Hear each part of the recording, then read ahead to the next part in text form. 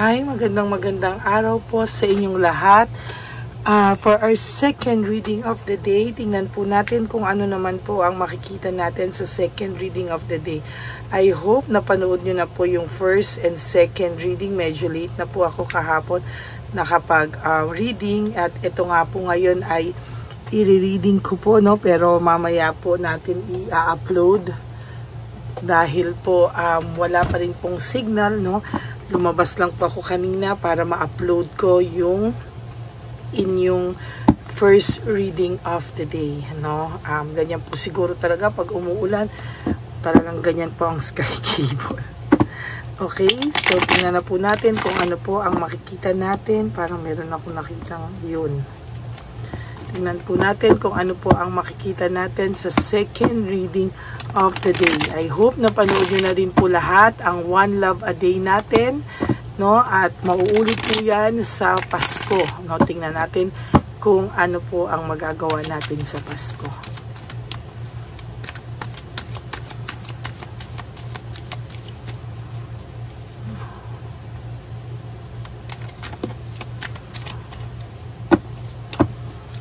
Okay. Pili na po tayo ng 10. 1, 2, 3, 4, 5, 6, 7, 8, 9, and 10.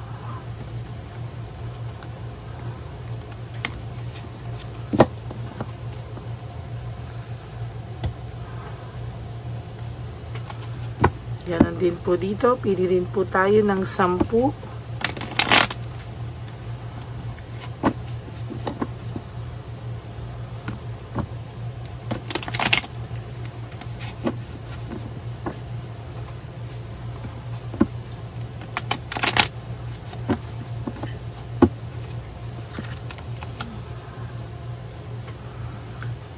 1, 2,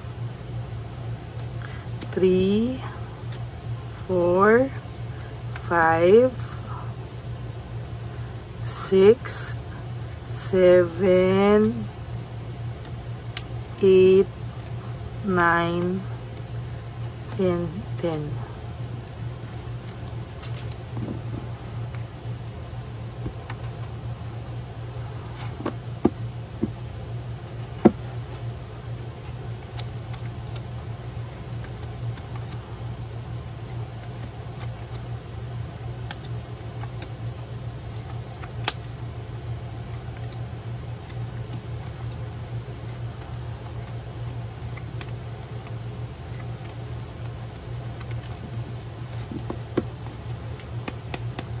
Okay. Oh my God. For your first card on a Tuesday, for our second reading of the day, it's all about disaster. The Tower. No? First time ko pong nabunot ang The Tower ng unang cards, no, sa ating reading. This is all about disaster. No? Sunod-sunod na kamalasan, pagbagsak ng pangarap, pagbagsak ng lahat sa kanya, no? Babagsak po sa kanya, babalik sa kanya. Lahat ng ginawa niya sa iyo, no, ay ibabalik sa kanya ng tadhana. Oh my God. Very powerful po ito. Tuesday pa naman, ano? Lahat ng binigay niya sa yung pains, lahat ng binigay niya sa iyo ay ibabalik sa iyo. Ibabalik sa kanya, sorry po. Lahat ng ginawa niya sa'yo ay ibabalik ng tadhana sa kanya.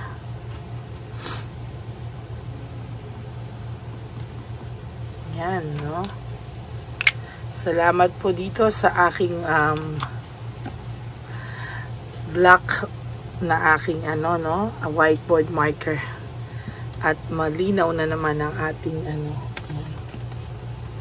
Lahat ng ginawa niya sa iyo ay ibabalik ng tadhana sa kanya. no? This is all about disaster, no? Talagang sunod-sunod na pagkabagsak, no? Home conflict, lack of support. So yung kanyang third party, no, yung kanyang current relationship ay sunod-sunod din po yung gulo nila, yung conflict nila, lack of support, hindi po siya susuportahan the same way po na sinuportahan mo ito, no? Stress, burned out, and restlessness. Sa totoo lang po, panay po siya stress, burnout, restlessness. Yan po ang napifeel niya ngayon sa mga oras na ito.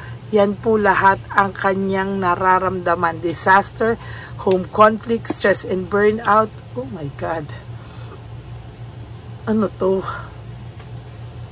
Panay ganito, no? Frustration. Yan po talaga ang sinasabi ko sa inyo. Ito po ang nangyayari sa kanya sa mga oras na ito. Oh, same po, no? Lack of support, home conflict. Panay ganyan po ang kanyang napala nung ikaw ay kanyang iwanan, leaving home, walking away. Nung ikaw ay pinili niyang saktan, yan po ang mga bumalik sa kanya, no? Kahit anong gawin niya po, panay katamaran po yung kanyang naiisip. Work without result, kahit ano po ang gawin nito, babagsak at babagsak po sa failure. Work without result, kahit ano pong gawin niya, wala pong resulta, no? Yan po ay mag-aano sa kanya ng panic, no? Pagpapanik, no? Magi-slow down lahat sa kanya, magpapanik siya, no? Confusion, brutality, and chaos. Lagi po silang nagtatalo. Lagi po silang nag-aaway. Wala pong katahimikan ang kanyang puso. Wala pong katahimikan ang kanyang dibdib. Brutal po ang nangyayari sa kanila. It's all about chaos. Panay pag-aaway, panay gulo. There will come a time, no? There will come a time na yung unfair judgment niya ay malilinaw lahat, no? Kahit po ikaw ang sinisi niya, babalik po lahat sa kanya yan, no? Lahat po yan, yung pag mamanipulate niya po sa iyong kahinaan ay babalik po sa kanya, no? Alam mo po, sinasabi ko nga po sa iyo kahapon, lalo na sa sandali na ayaw mo na sa taong ito. Yung sa sandali na nagising ka na talaga and totally, no? Totally nagising ka na po sa katotohanan, ay sinasabi ko po sa iyo, siya magsisimula. Ang pagsisisi niya po talaga ay diyan magsisimula, no? Nagkamali po siya ng akala, nagkamali po siya ng pagkakilala sa iyo. Yan ang sasabihin niya. Pag ikaw ay natutong magtiis, tiisin mo na siya, no?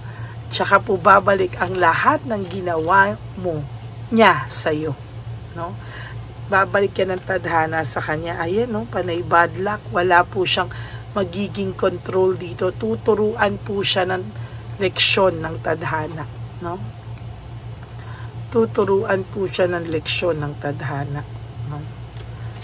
At magkakaroon na po ng rejection. Kahit may resentment siya, there will come a time, ikaw na po mismo ang aayaw.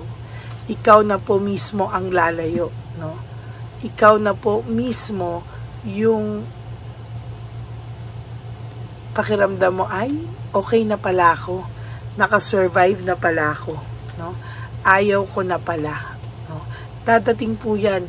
Pag tinulungan mo daw po ang iyong sarili, there will come a time na talagang ikaw mismo malalaman mo sa sarili mo na ayaw ko na pala, no? Naging makasarili po siya, no? Talagang kinaya niya lahat, no? Pakiramdam niya ay gusto niyang sumaya, mag-explore. Hindi niya po alam na yung pag-cheat niya sa iyo ay masakit sa iyo, no? Hindi niya po alam na lahat yon ay binigay mo sa kanya ay buong pagmamahal, buong suporta, buong kalinga, buong ikaw, no? Pero hindi niya po pinahalagahan kasi ang pakiramdam niya ay mahal naman ako nito. Anytime, no? Anytime. No motivation, lack of passion. Sa totoo lang po, ayan, no? Wala pong motivation dito, lack of passion. Wala siyang kagana-gana ngayon sa mga bagay-bagay. No, nagsisimulang bumalik sa kanya yung mga disaster, yung mga bad luck na wala po siyang control. Kaya po siya ay may frustration na nararamdaman. There's emotional immaturity. Immature pa po ang taong ito at may insecurity and disappointment po akong nakikita dito. As a matter of fact, hindi po ito magiging maayos, no? Hanggang hindi niya po inaayos yung kanyang pagiging immature, no? At pag-explore dahil alam niyang nandiyan ka lang naman anytime, pwede siyang bumalik sa'yo anytime, ayan. Para po siyang mababaliw sa mga nangyayari sa kanya ngayon, no? Para po siyang sabi niya, ano ba itong nangyayari sa akin? Isip dito, isip doon. Parang isip ng mga solusyon sa problema na siya mismo po hindi niya po alam paano po susolusyonan ang mga bagay-bagay na to.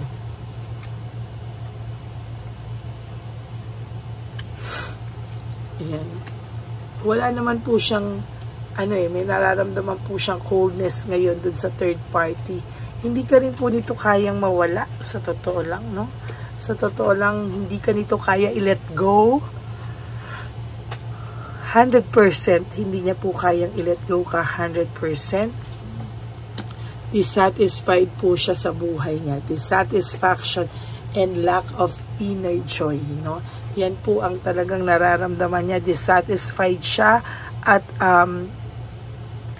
wala po siyang nararamdamang deep happiness, no? Sa totoo lang po, ang nakikita ko po sa taong to so far, no, ay talagang pabagsak po ito, palungkot po ito, no? At talagang magsisisi po yan sa susunod na panahon. Ayan, no?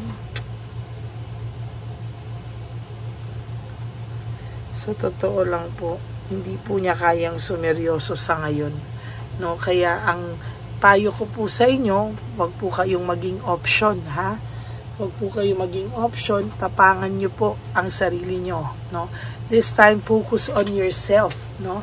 Wag po panay pagiging marupok, no? Kailangan nyo pong maging matatag, baguhin yung buhay nyo, and there will come a time. Pag nakita po niya na ayos ka na, alam mo, sasabihin ko po sa inyo, ha? Para po sa mga gustong gumante sa mga nakakasakit o nakasakit sa kanila, isa lang po ang talagang totoong effective na ganti. Living well is the best revenge. Yung makita niya pong mas umayos ka nung wala siya, nung pong nakita niya na umayos yung buhay mo, nag-move on ka, living well really is the best revenge. Maniwala po kayo sa akin, no? Yan po ang talagang makakawala ng inyong mga pains. Pag nakita niyo po na nagulat siya, no, at naging naayos kayo, nagulat siya at nakita niya na maayos talaga kayo, yan po talaga ang totoong yan po talaga yung masasabi ko na talagang maayos po kayo at maaayos pa po kayo sa mga susunod pang panahon. Yan po talaga ang nakikita ko na best revenge of all. Living well is the best revenge. Okay? So, yan po ang aking second reading of the day. I hope na naka-resonate po kayo, and if you do, can you please give me a like and comment down below para alam ko naman po kung ano po ang inyong saloobin. Yan. And of course, sa akin pong mga gustong mga subscribers na gustong magpa-private reading or personal reading, you can message me po at Ladyly Elena, that's L-A-D-Y-L-Y Elena. Nasa dulo lang po yan ng ating video. Diyan nyo po ako makokontak. That's my only official and legit FB account. Ayan. Maraming salamat po sa inyong lahat. And of course, sa lahat po na magbibigay ng super thanks, I would really appreciate that and love that from the bottom of my heart. Idadagdag na po natin yan sa One Love a Day Christmas Edition. And please, no skipping of ads. Tulong nyo na po yan sa ating channel. Huwag nyo po sana skip yung ads. And sana naman po lahat ng manonood, please pakilike nyo naman po. Hindi naman po makikita ang inyong mga names pag nilike nyo. Yan.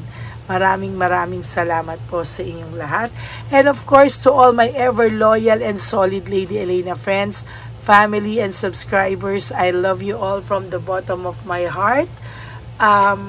Lagi po kayong mag-iingat ha, at yung sinasabi ko nga po sa inyo talaga na living well is the best revenge. Totoo po yun. Kaya wag na po kayong magtaka, no? Talaga pong sabi ko po sa inyo, no, pagka po nakita nyo na umayos ang buhay nyo, nakasurvive kayo, siya po ang hahabol sa inyo. Maraming salamat po, at ang lagi ko pong payo sa inyo is just to live one day at a time. Huwag nyo muna pong isipin kung ano mangyayari sa kinabukasan, pero sinasabi ko po sa inyo na sana po kayo po ay maging maayos, at sarili nyo muna po, i-focus nyo muna po ang sarili nyo sa araw na ito. Do 3 things that will make you happy for today. Ayan, maraming pong salamat. And of course, life is too short. Don't make it shorter by stressing yourself from all the pains and heartaches na binigay sa inyo na kahapon. Just surrender everything to the divine universe and just let go and let God write your life and love story. I will be back for another set of reading for our 3rd reading of the day. Medyo gabi na po yun. So, I hope mag-enjoy po kayo sa reading na ito. And I hope po napapanood nyo po sana yung ating One Love a Day. Para po sa hindi pa po nakapanood, hanapin nyo lang po dyan, scroll nyo lang po dyan. Nandyan lang po yung One Love a Day. Yan. So maraming salamat po. And please help me reach 20,000 subscribers para naman po malapit-lapit na po tayo sa 100 sa ating silver button. Yan, ikalat niyo po ang ating channel para mas marami pa po tayo matulungan na ating mga kababayan all over the world. Okay? Maraming salamat po. God bless you all. And one of these days, magla-live po ako. Ha? Watch out for dyan sa pagla-live ko. At kakamustahin ko po lahat kayo ulit. Okay? God bless you and I love you all. Sana po ay nasa mabuti kayong kalagayan lahat. At mag-ingat po kayo, maulan. No? At sana po ay huwag kayong malungkot sa araw na ito. Everything happens for a reason. Yan lang po ang tanging iisipin nyo. Maraming salamat po. God bless you all and I love you all from the bottom of my heart. Bye!